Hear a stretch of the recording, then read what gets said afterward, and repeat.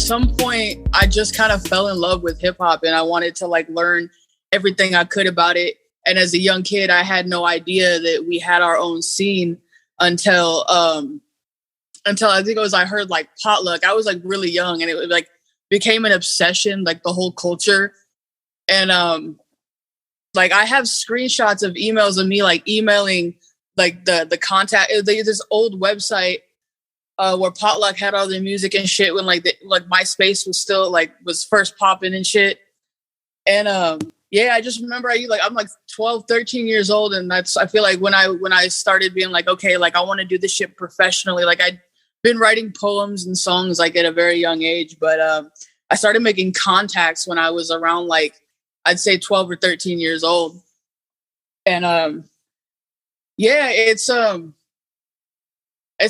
long ago now, you know, but it still feels like you just had to kind of be there for that, the way that it felt back then. It was like a whole different vibe. Like the vibe in Humboldt is cool now, but there's something like very more personable back then when you had to like physically hand somebody a CD or like, you know, actually like just go out and like there was so much more like I feel like support back then from the community as a whole, you know?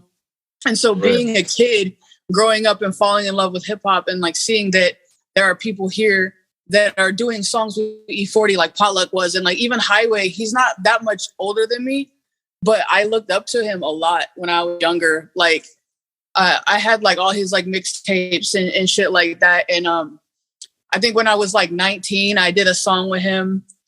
And like, I admittedly now that I'm older and like way more polished, like I absolutely hate my verse on it. But like the fact that he like did that out of just like the respect, it was like there were bar shows, and then there was a place called Under the Sun in Fortuna, and that was like more like all ages. And that was my first local live show was like that I like saw, not that I performed at, was there, and it was Highway. And like back then there was a group called like the Thick Family, and it was just so cool to see people that were like active in this culture that I was so obsessed with as a kid. Not, you know, like because we're in, you know, Northern California, like behind the redwood curtain, and everything's happening in LA and the Bay Area and shit like that. So you're like, you know, like just to see like a community of people, it was so sick. And then I don't know, I just kind of fell in love with it after that. It's like this is what I want to do. And the problem at the time was I'm like 12, 13 years old, and all these shows are like 21 and over. They closed the all age venue, and I think that was like shortly after that show that I went to. But I think I was about 14 or 15, and I was at Eureka High, and there was this guy there. He was my mentor. His name was Leaf. Him, and a couple other kids. We started a hip hop group at the school, and it was like a lunch group where we go and freestyle and shit. And I just came to him and I was like, "Yo, what if we threw a show in the auditorium? Like, what if we just did it after school one night? We got it approved by the school, and we just threw a hip hop show. We could say, you know, we'd like keep it appropriate." And like, I'm 15 at the time, and I'm like, you know, what if? And I was just like, yo, like, this is something that we could like do. You know what I mean? MySpace is starting to pop off at the time. The internet is getting a little more active in the scene. You know what I mean? But we're still doing like the like flyering and like doing the stapling the fucking flyers to the pole and shit, you know, like. And so I was like, fuck it, you know, like, fuck it, let's do it. And literally, it was just the parents that showed up and like one of my algebra teachers, I think. And it was still the funnest shit I had ever like done in my life. And it was just performing. And I was like, this is the shit I want to do. And I had stage fright so bad back then. I couldn't even record my music with anybody else in the room. Like me back then believing that I'd be doing something like this face to face, I would have never believed you. Because I was such a shy kid, but that like obsession and that passion to like do the shit that I don't know. I grew up listening to hip hop, and it got me through a lot of shit. So to be able to do something and be part of that community was so fucking sick to me. And I just took it and ran with it because there was no all age venues or shows happening at the time. And I was part of this after school program called the Mars Project, and they're actually still around, which is really sick. They have a whole recording studio and everything. Super sick. I ended up putting on my first actual successful show when I was 16, and I did it through the Mars Project. I did it as a fundraiser. Like, my whole thing was like, I don't care about making money off all this. I just want somewhere to go perform and somewhere for like younger crowd to go and see hip hop. You know what I mean? To feel that feeling, because otherwise, you know, you get bored as fucking Humboldt County. What else is there to do but get in trouble? Let's just go to shows. Let's, you know what I mean? Do something that isn't landing us in trouble and shit. So that's kind of where it all started. I was in high school putting on different shows. Like, I'd been on the radio a couple of times, interviewed, and like, it's crazy to me, like, to think about it like now, because the internet is so popular, you forget how much it meant back then to be on the radio. You know what I mean? To be walking down the street and somebody recognize you by your, like, you know, your music. And to me, like, that was everything. And I don't know, that's like the vibe that I definitely miss in Humboldt, because I feel like now, like, there's so much talent out there, but I feel like there's like kind of like this rivalry between like people specifically who like rap, I feel like, you know, and I just like the community part of it is like really important. And I feel like if we don't hold on to that, like that feeling, and like start forgetting why we're like doing it, it's gonna, like, you know what I mean, dilute the water, if that makes any sense, you know? Yeah, no, for real, it does. So, it does. And I think that's one of the things about Humboldt that makes Humboldt and a lot of communities in Northern California so great, is that they're close knit, and, you know, people are cool, and people are cool with collaborating. And then you get, you know, people come from out of the area and try to claim and rep and not even acknowledge the folks that have been here. And that's just like a sign of respect, you know? Yeah. Exactly. And that was my next thing. Cause like, I'm looking at groups like Potluck, there's Garth Cultivator, the Brian B. Swislove, just like all of them. Like my first big show down at the Mateel that I'd ever gone to was called Humboldt Hip Hop. And there's a picture of me on Potluck's page, and you can see me, I'm like 13 years old in the front row, just like going ham. And like, that was so beautiful, because it was like the OGs, you know what I mean? Flash forward, I'm almost 30 years old now. And I feel like part of that culture now, because like you said, like, people are coming out of the area and they want to put the Humboldt brand on just because, you know, it's weed capital and this and that. And they forget about, you know, what people, what the OGs have gone through and the struggles and shit to like cement this and make Humboldt what it is. And then you have people that come from out the area that just want to make a quick buck. It definitely fucks up the culture, because Humboldt was about community for the longest time, you know, and it like, it's crazy how it bleeds into the hip hop community. From my personal perspective, it seems like you've got these people that come up here to Humboldt County and they're like, okay, we got this money. So they start buying, you know, like they have the money to book these crazy venues and stuff. And then they just like surpass past, you know, like the people who built it, you know, the reason that Humboldt hip hop still exists so strong within the community, and they just skip right over it to who's got the most money, who can trade the most whatever. And that's just my perspective personally. But back then it was about respect and whether or not you had it. I've been to some shows and it's like, you know, the studio shit sounds good, but the live show is just fucking whack. You know, I just feel like the live shows were like the best part about the community. You know, it was like going there, staying through the whole fucking show because you supported your community, not leaving with your homies, you know what I mean? Not just coming for your homie set, drinking and dipping, you know? And it's just it's kind of sad to see like the lack of support from other rappers in the community. Everybody's just kind of like, gimme, gimme, gimme. And you know what I mean? It's just, I don't know. It's crazy. I know. No, everybody's scraping. And, you know, that's the interesting thing is that I was just talking to a friend was asking me, he was like, you know, like, well, why do you know, is HipHopHumboldt is the Instagram account and the brand that I'm doing, right? And it's like, well, why do you share music on your stories that's not like humble hip hop? It's like, well, I'm also trying to just like let folks know what I'm listening to build a connection. It's like building that connection, you know, and like you know, then being willing to collaborate with other people. You know what I mean? It's a part of that. And when you can kind of do that in a community, I think that that's the proper formula to at least get started, you know? Exactly. And that's how it was back in the day. But instead of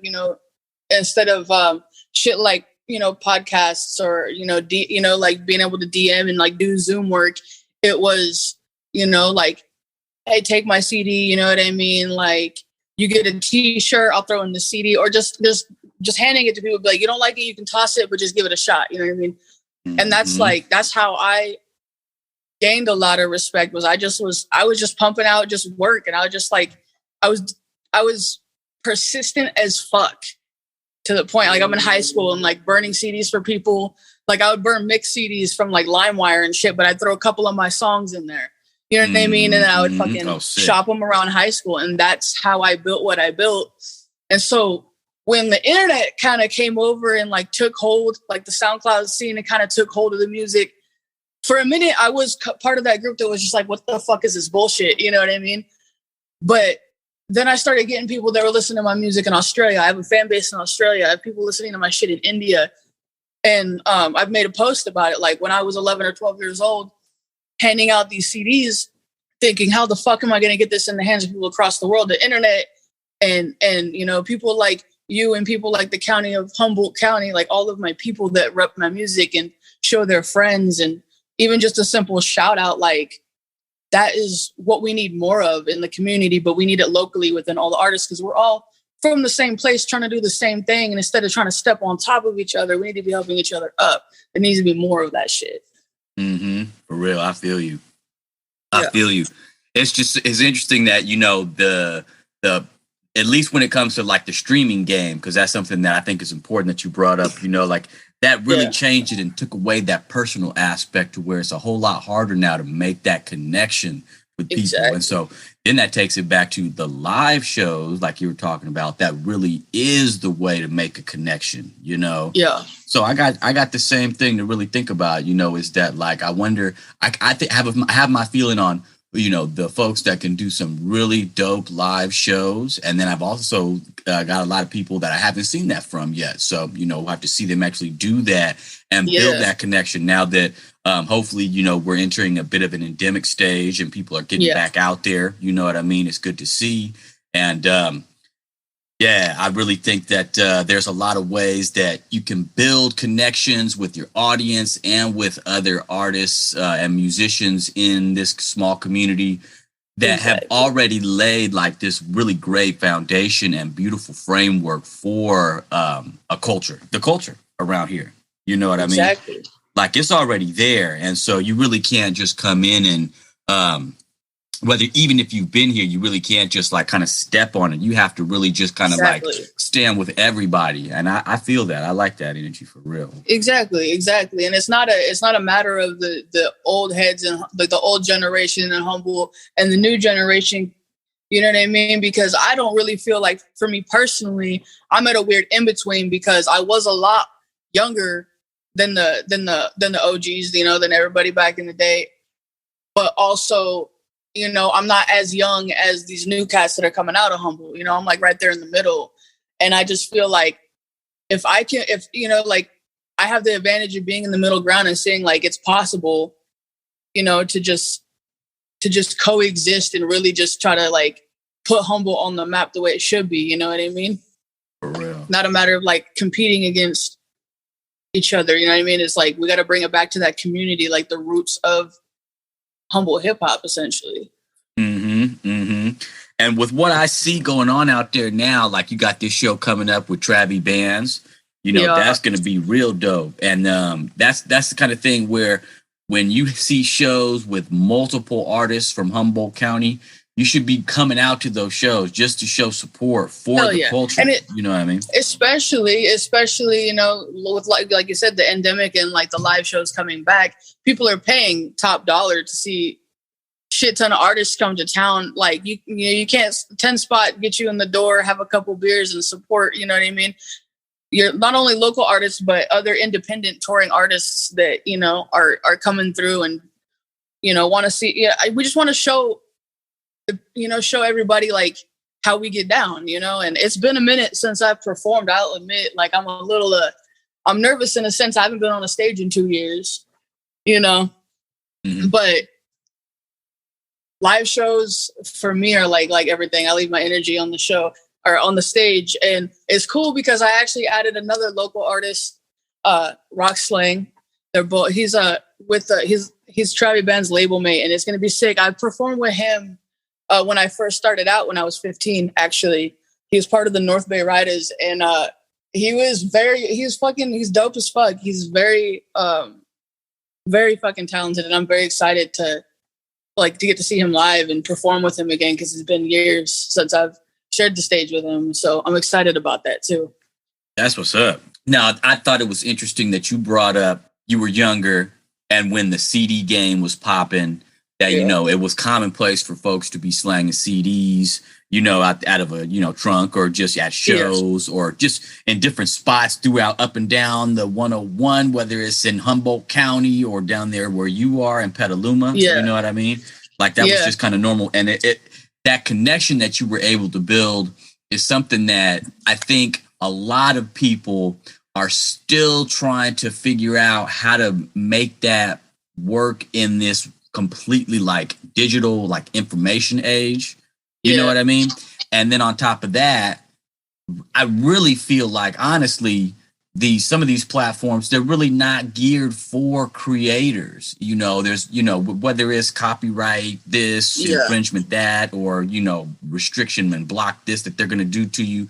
You can't go live and if you have some music that you dropped on a DSP, under a label like that, you can't go live and play that music because they'll try to copyright strike it, right? Yeah.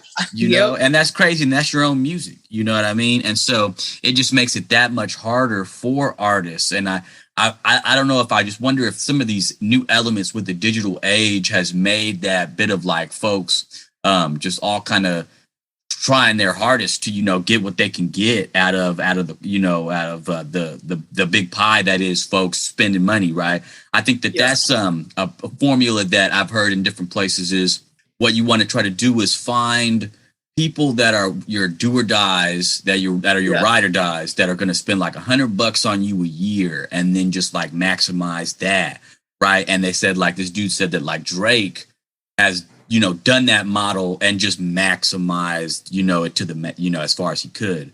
Right. And so then, like, on a local level, you're really trying to do that same thing. And then in a place like Humboldt County and Northern California, where so much money is put into the arts and there's so much art, coming out of this area, it gets really hard to fight for that bit of market share of people that are paying attention and spending money on music. You know what I mean? It's difficult. You know what I mean? Yeah, it's hard. Yeah. Shout out to you though, because you stay consistent. I think that's a key, Thank you. It's definitely been switching from like hustling CDs out my backpack at school to like, to trying to figure out how to promote and how to stand out in the digital. I'm still figuring it out. You know what I mean? I'm just now picking up traction online. And the key to it for me, at least personally, is to be authentic to myself. And that's the I get on TikTok, you know what I mean? Because I find a lot of artists on TikTok, which is an awesome tool. But a lot of it is just very copy pasted, everybody trying to sound like everybody else. And I'm down for versatility. Like I'm one of the most versatile artists currently that, like in my mind, like not out of everybody, but like I'm like full on versatile now. I like to do everything. But then there's people that are doing it to kind of jump on that bandwagon, but it's not authentic to themselves, and you can tell. And then there's people that, you know, are creating what they want, and like it might not pop off now, but I feel like the authentic shit will like shine through this temporary shit. And I think that's the key for me, at least, is to keep it real with myself, to like look in the mirror and be like, okay, I don't give a fuck what anybody else thinks about the shit that I drop. If I fuck with it, that's all that matters. You know what I mean? Mm-hmm. And I mean, of course, like I love getting feedback regardless of the kind of feedback from people, because you know what I mean? Like that shit matters to me as well. But for me, I started making music because it was how I expressed what I was going through, and it was my therapy. And, you know, like I just want to stick with that, if that makes any sense. Oh yeah. And I feel like the authentic shit is always just going to be like, I don't know what the word is for it. I'm sorry. No, it's going to be what hits. It's going to be what connects with people. Exactly. Because you can tell when you like listen to an artist when they're raw and authentic to themselves. You know, at least I can. You know, I grew up like music is everything to me. So, and that's the kind of people I'm trying to connect with, the people who feel like I do about music. So that's, you know, yeah, that's what matters to me. I feel you. Yeah, it's that love for the music that really drives the right people to make dope music. You know, you get a lot of people that may enter the game for whatever reason, you know what I mean? And it's not an easy game. So you're going to filter out and, you know, there's a lot of bodies are going to drop off at that point just from that. It's not easy. Because it's not overnight. Mm-hmm. It's not. Yep. Yeah. And if you're doing it for an easy buck, or you're doing it to like gain, to get fame or whatever, then it's not shit, you know, because eventually that, you know, you're going to realize that you can't just like do shit overnight. Somebody's overnight is 10 years, you know? For real.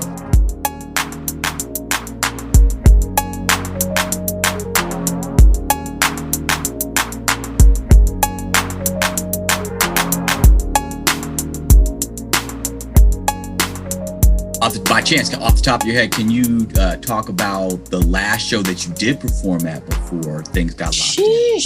Before the pandemic, bruh, damn. It was either opening for Nef Da Pharaoah for Toys for Tots in 2018, right before 2019, I think. Or it was my homecoming show at Siren Songs Tavern in June of 2017. I don't know. I did like a lot of like open mic type shows, but those are the ones that stand out to me off the top of my head. That's dope. So you opened up for Nef Da Pharaoah. Yeah, it was super lit. It was for Toys for Tots, and you know, hustled tickets, and it was crazy. It was can't even remember for the life of me who else was on the lineup, but it was so lit. It was so much fun. That's dope. It was damn, yeah, that was a crazy night. I definitely like had the time of my life. Shit was lit. I'm excited. I'm excited, you know, like whether it's five or 500 people, I'm always showing off, right? Like, you know, showing out. Cause like I said, that's my shit right there. Live shows. I'm ready. Mm-hmm. I feel you. That's what's up. Where was that show at again? Shit. The Nef Da Pharaoah. It was, goddamn, where was that at? Where Red Fox Tavern used to be. I think it's a comedy club now, but it was a venue before that as well. That's what's up. It was Live in Humboldt, I believe is what it was called. Mm-hmm. Mm-hmm. Yeah. Yeah. That spot's had a lot of different music acts through it over the years. All I ever wanted to do was perform at the Red Fox Tavern, and right before I turned 21, that shit got closed down. Shit, I remember being a kid. If you performed at Red Fox or the Mateel, you were in. I got to perform at the Mateel, though, which was sick. I opened for Roach Gigs, which was super sick. That was a lot of fun. Like, I've gotten blessed with a lot of opportunities. Like I've opened for Mystic Roots Band and Pato Bantan. I've opened for Roach Gigs, Nef Da Pharaoah, and like I've just gotten blessed with a lot of opportunities musically, and I just love the shit. I'm excited to get back to it, and I'm hoping that COVID will calm its ass down so I can get the ball rolling and keep putting on shows and shit. That's what's up. That's what's up. Build back those connections that people have been wanting. I gotta come back from the dead. No, you ain't the only one. We're all coming out of that COVID cave. So. Oh yeah. Yeah. Crazy 2 years. Yeah, I feel you. But glad we all made it out. We're here, and that's what's up. Yeah. Hell yeah. Yeah. So now that's real cool. You were talking earlier about how you started real early or real young, like when you were about 15 in school, and there was you said it was like a school group, right? Like kind of like it was like a lunch club. You know what I mean? At lunch, we'd get the auditorium, would be the stage, and the group was called Rapper's Delight, right?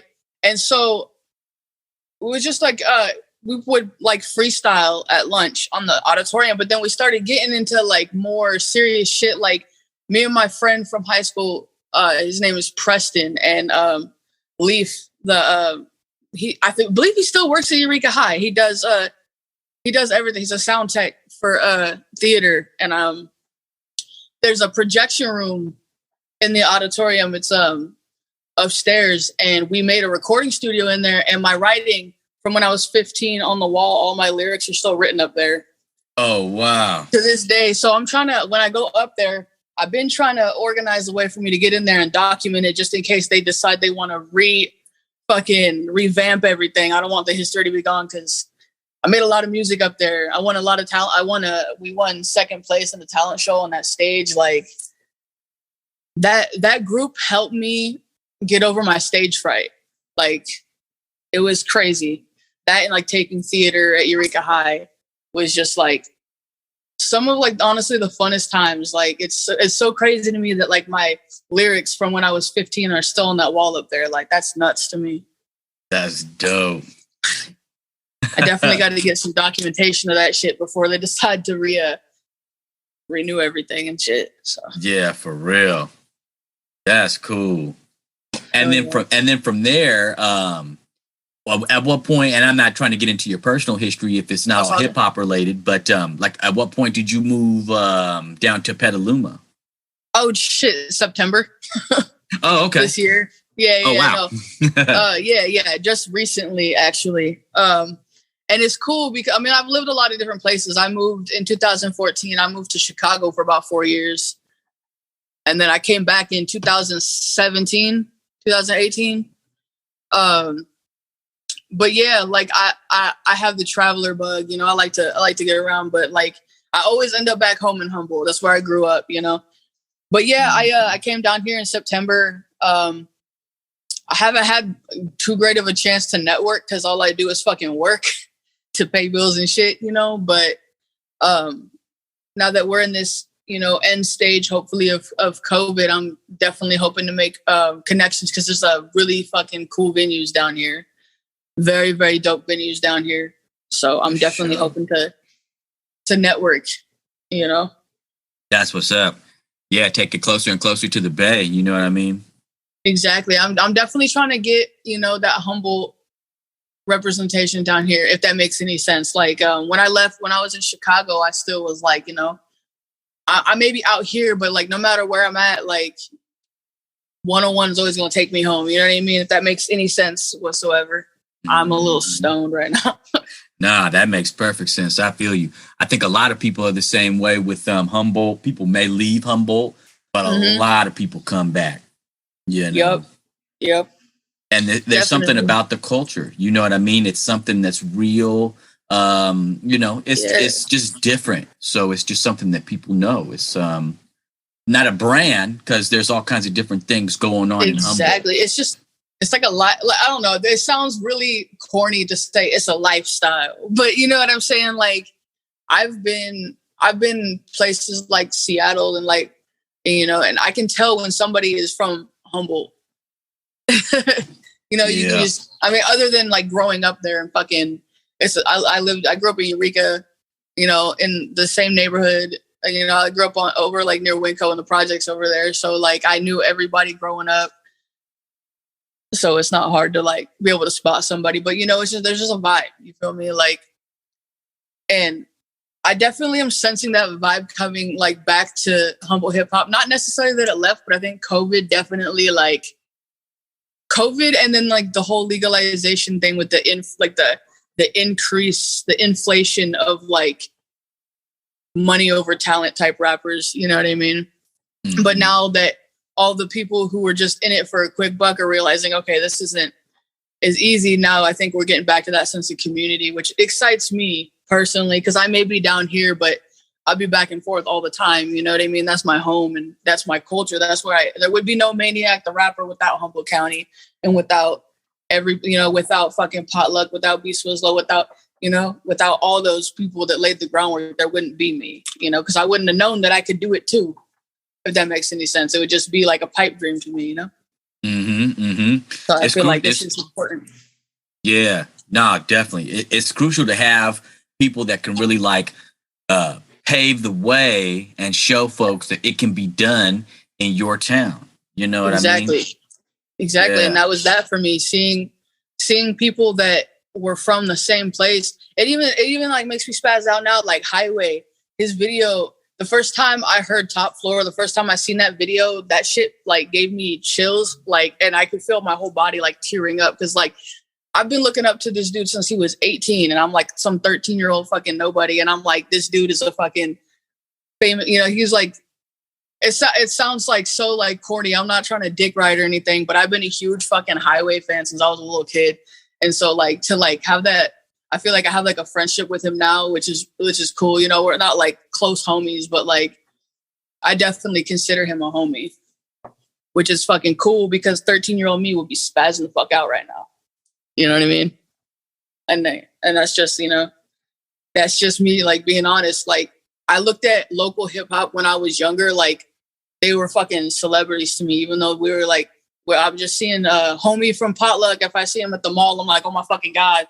But he grew up here too, you know what I mean? And it's just like to like be so involved in that community now at the age that I am now, like my younger self would be fucking stoked to like even know that I'm on a podcast about Humboldt, you know what I'm saying? So it's cool. And like I said, I wouldn't have known that I was able to do this without seeing them do it from the same place that I'm from as well, Mm-hmm. Mm-hmm.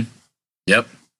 Nah, that's crucial. And that's so dope, because now you're an inspiration for a lot of folks in Northern California. Lord. And like you said, across the globe, actually, Yeah, it's crazy. Like, it's still like, sometimes I definitely, I'm my biggest critic. I suffer from like depression, anxiety, and like all that shit. So like, I definitely am really hard on myself. But then I just think back to that. I think back to like 12, 13-year-old me. And like, I'm somebody that I would look up to in the community. You know what I mean? And that's where it's at. That's why I do this in the first place. Mm-hmm. Yep. That's what's up. And then looping back to like you were talking about your love for the culture, I think that's, something that drives really good artists that have stayed consistent to just, continue to keep going. The marathon continues, Exactly. It gives like, it's just motivation, to like get up and keep doing this shit.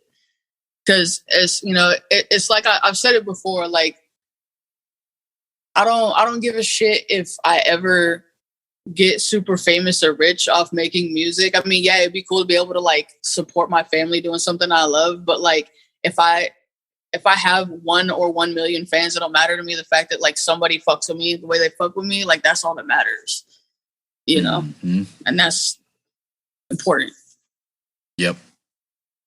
And I know people fuck with you. That's for sure. Like, and that's one of the things that's cool too, is that being a leader of, I don't want to just say like the new school, but, being an artist that has shown respect to the people that laid the foundation and has continued to hold that torch like you have, I think it's really important to see that we need people to be brave in the community. We need people to step up because music is something that touches people's hearts. And, I thought about this a lot in my years being a big fan of hip hop and just music in general, is that music is really like, you're like, folks making music are really like the new preachers, like the new influencers for real in people's lives. Exactly. You know, so it's crucial to have folks that are moving the bar forward.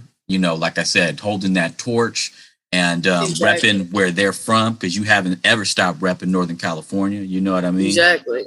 Mm-hmm. I definitely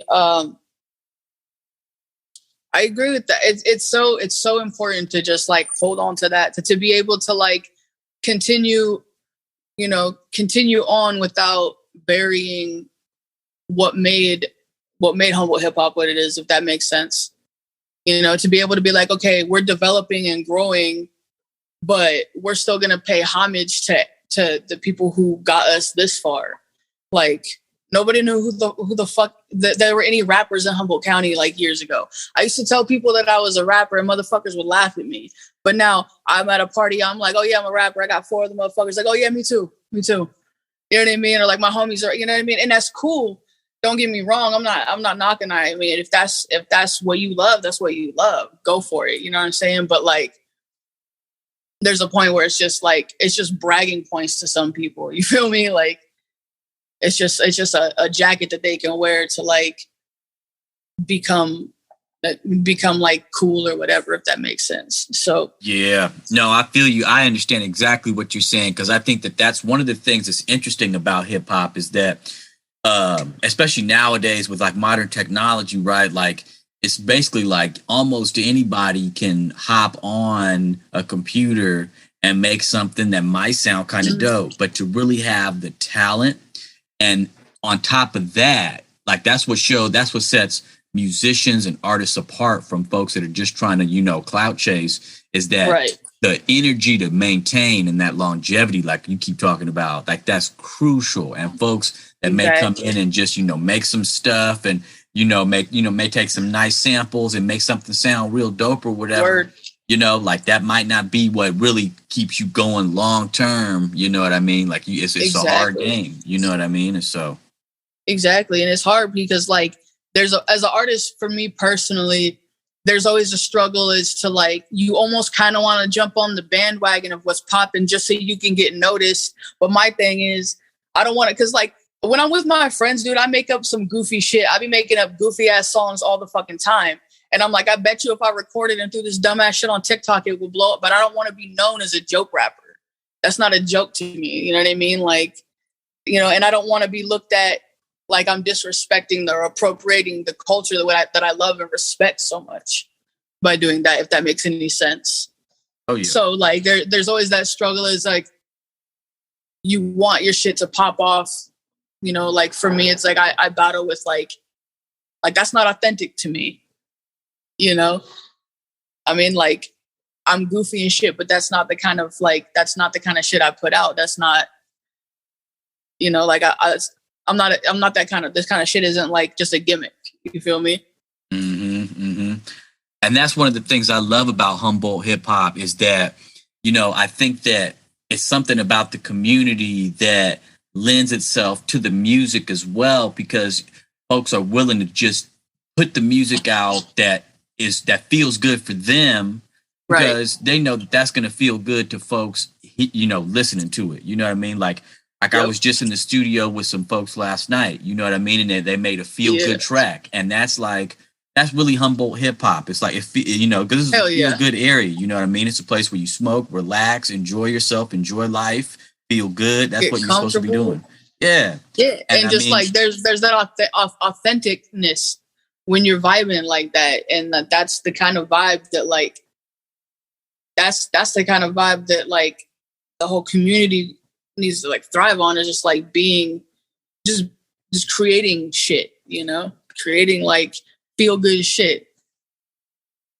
Humboldt hip hop has definitely got a beautiful, like an amazing like feel to it. Like coming up, just like when I listen to like certain songs from those artists that came out at that time, it like brings me back, you know, to like being that young ass kid, and just like the fact that I'm now that for somebody is just super sick. And I just want to like keep that shit alive and not let it get lost in too much of this, like, you know, like likes and followers bullshit, if that makes any sense.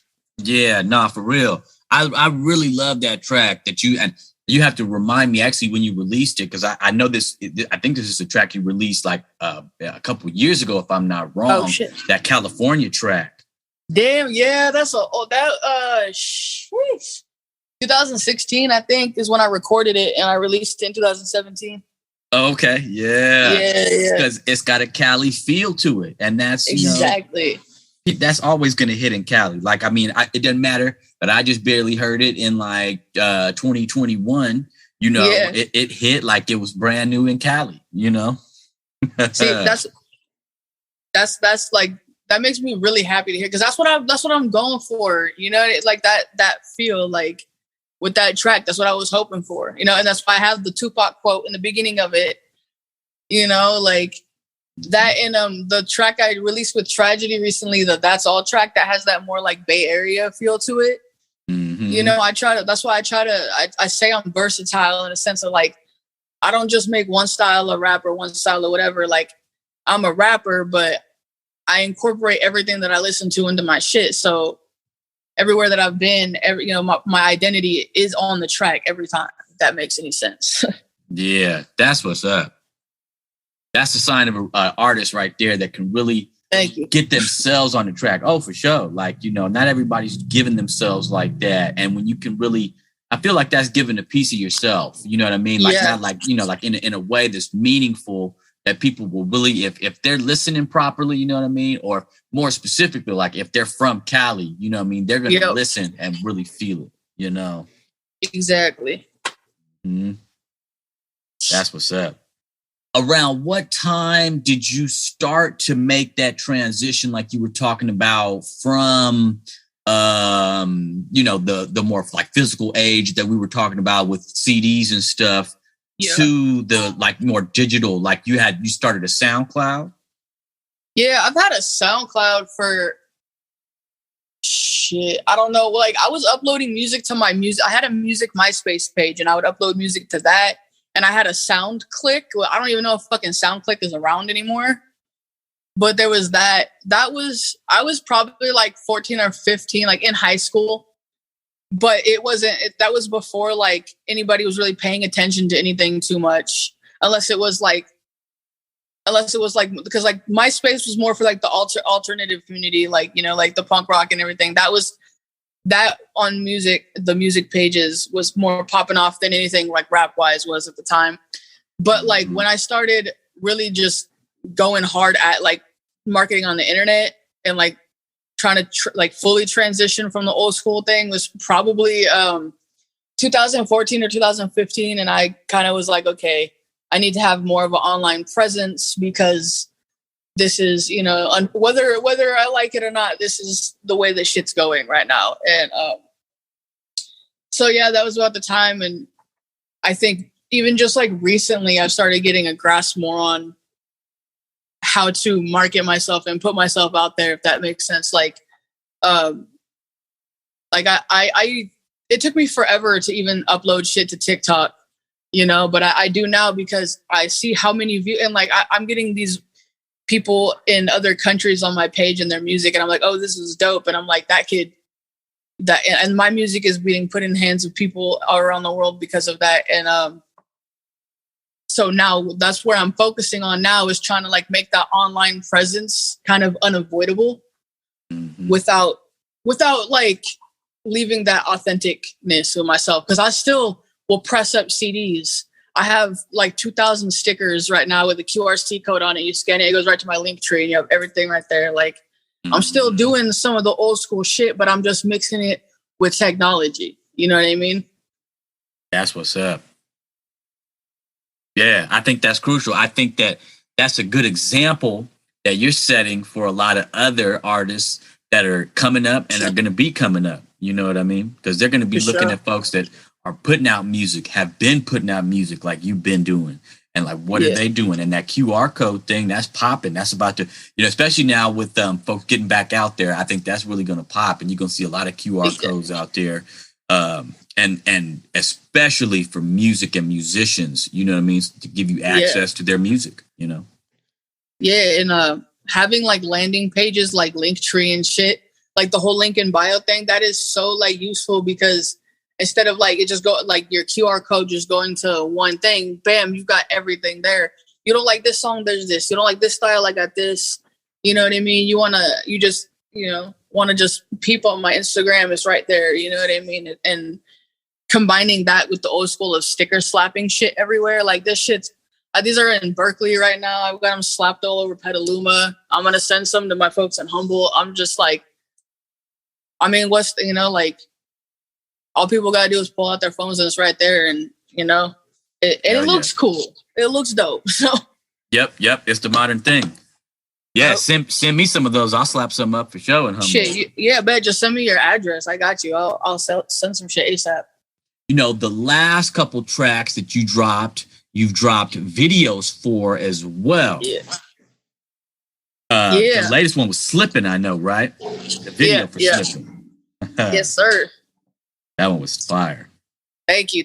I when I was younger, I took a lot of film editing classes and shit like that. So I pretty much, my girlfriend shot the video, but I do all like the editing and stuff, and that's pretty much how I do all my shit, just because I don't like depending on other people and like waiting on the other people and shit like that. But yeah, I put out a Slippin' video, and that shit took me forever to fucking work on because my shit kept crashing and shit. But it's finally out, and I had a lot of fun shooting it. I shot it at the carnival down here in Petaluma. It was really, because I'm shy as fuck. Believe it, I'm hella shy, and I have like social anxiety. And so like to be like, doing my thing with a bunch of random people who can't hear the music that I'm listening to in my headphones was like super awkward at first. But luckily, like, it's my girl shooting it, and I'm comfortable with her. So it was like, it ended up being a lot of fun. I went into it super anxious, but I ended up like having a good ass time with it. And I'm very happy with the way it turned out. I'm very happy with that. Heck yeah. That's what's up. That's real cool when you have two elements. First of all, the skills to be able to edit, because that's saving you some, money right there. And then folks in your close, immediate circle that are willing to help out, like on a squad level. Very important. Yeah.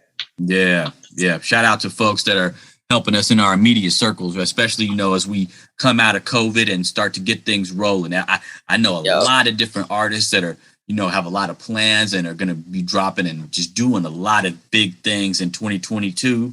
And so, shout out to the artists, shout out to the supporters, shout out to the fans, because it's a whole ecosphere of energy that the artists are giving, that you're going to be giving on April 23rd at that concert. Yeah. That's going to be fire, and then a lot of fun.